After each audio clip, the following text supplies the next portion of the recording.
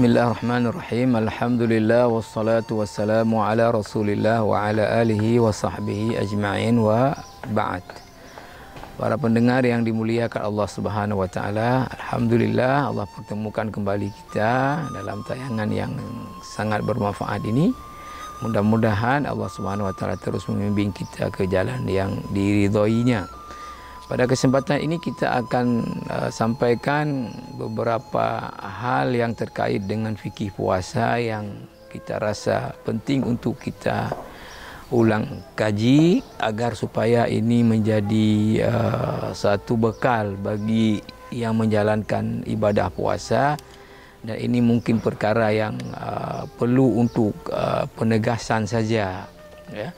Yang pertama, para pendengar yang mulia, bahawa di dalam Islam puasa yang wajib karena waktu itu hanya puasa Ramadan.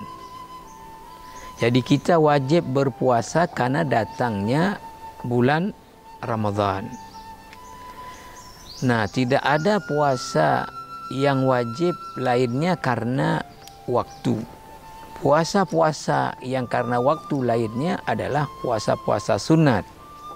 Itu pada umumnya adalah karena waktu, karena hari Senin, karena hari Kamis, karena tanggal 9 Zulhijjah puasa Arafah, karena tanggal 13, 14, 15 di setiap bulan disebut dengan ayam bid, ya, dengan hitungan Qamariyah, ya.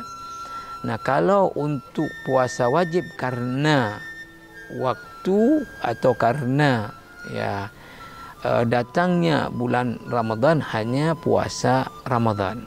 Ada puasa wajib lainnya, ya, di antaranya adalah puasa yang kita bernazar, ya, sehingga menjadi wajib karena bernazar, bukan karena waktu.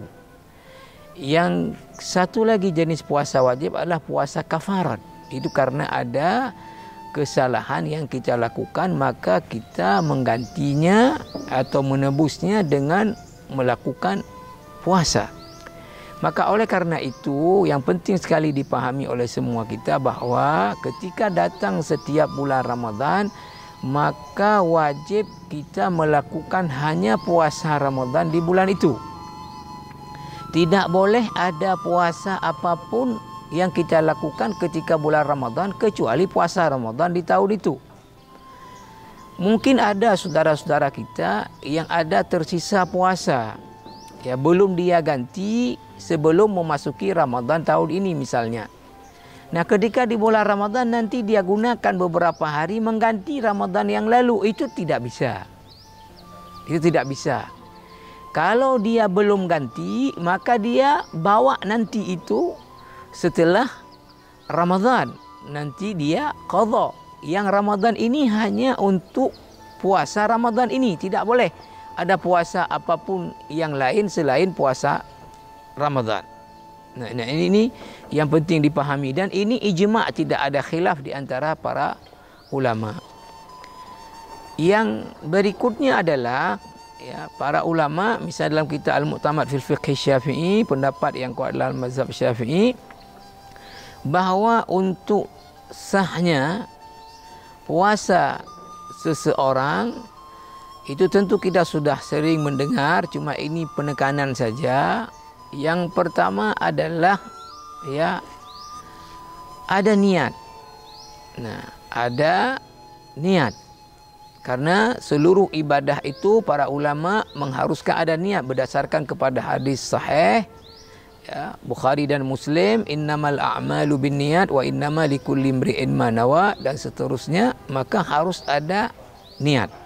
Nah, untuk niat ibadah puasa Ramadan ini karena ada hadis riwayat oleh banyak perawi, Abu Dawud, Al-Baihaqi, Ibnu Majah, An-Nasa'i, bahawa Rasulullah SAW mengatakan, man lam yubayyitis siyama faya siyama lahu. Siapa yang tidak menetapkan niat di waktu malam, maka, ya, tidak sahlah puasanya. Maka untuk niat puasa Ramadan, para ulama yang mengatakan bahawa harus ada niat di waktu malam. Makna di waktu malam adalah waktu setiap terbenam matahari sampai sebelum masuk waktu subuh kita ada memasang niat. Tapi yang dimaksud dengan niat adalah apa di dalam hati kita, tidak mesti itu dilafadzkan. Sehingga dalam kitab Al-Fiqh Al-Islami wa Adillatuhu disebutkan man khatara bibalihi lailan annahu sayasumu faqad nawa. Siapa yang terlintas di dalam pikirannya bahwa dia besok mau puasa, sungguh dia telah berniat. Maka jangan sampai ada juga orang yang besoknya ya karena malam tertidur sehingga enggak bangun sahur, kemudian dia katakan saya enggak puasa hari ini karena enggak ada niat tadi malam. Oh, rupanya bukan enggak ada niat, enggak ada melafadzkan nawaitu sauma ghadin an adai fardhi syahr Ramadan hadis sanatillahi taala. Tidak ada satu pun pendapat bahawa niat itu harus dilafadzkan. Bahkan disebutkan bahawa kalau kita melakukan sesuatu yang menunjukkan kepada bahawa kita akan berpuasa besoknya dengan makan sahur dan sebagainya, itu sungguh kita telah berniat. Dan mayoritas para ulama mengatakan untuk setiap malam itu sekali kita pasang niat. Ya, mudah-mudahan ini perkara yang juga dapat kita perhatikan ya untuk puasa kita yang akan kita jalani. Mudah-mudahan ada manfaatnya. Assalamualaikum warahmatullahi wabarakatuh.